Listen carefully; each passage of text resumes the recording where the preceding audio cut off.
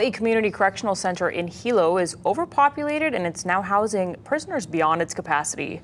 As KITV4's Ariel Argel reports, the director of the Department of Public Safety says there needs to be a change in the overall prison system.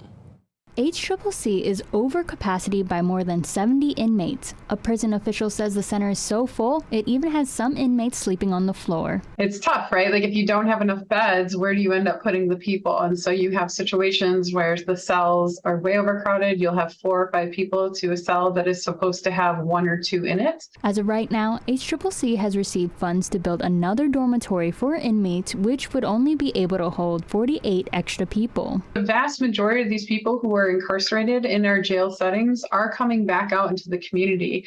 Most of these people have not been sentenced of a crime. Most of these people are awaiting trial. Most of these people are people who can't afford bail. The DPS director says the prison system needs to add jail diversion programs before people come into prison. The facility is very limited and old in the infrastructure, and unfortunately, in a prison and jail setting, we can't change to the whim of the population. Once you build it, then you have to be able to use it as efficiently as you can. So for us, a more efficient use of the space would be not to send folks for pretrial who have mental health issues that should be served in the community, and for low-risk offenders, for nonviolent offenders, to be supervised in the community and not to be placed in a jail setting where they're incarcerated. Incarceration should be reserved for those that pose a danger to themselves or others. Johnson says he plans on going to the legislature to ask for more money to build a new prison in Kona, as 1/3 of HCCC's population is from there. Johnson says not only will it make it easier for the families of the inmates who are from Kona, but it would also be less wear and tear for the state if it didn't have to drive inmates from Hilo to Kona for their court appearances.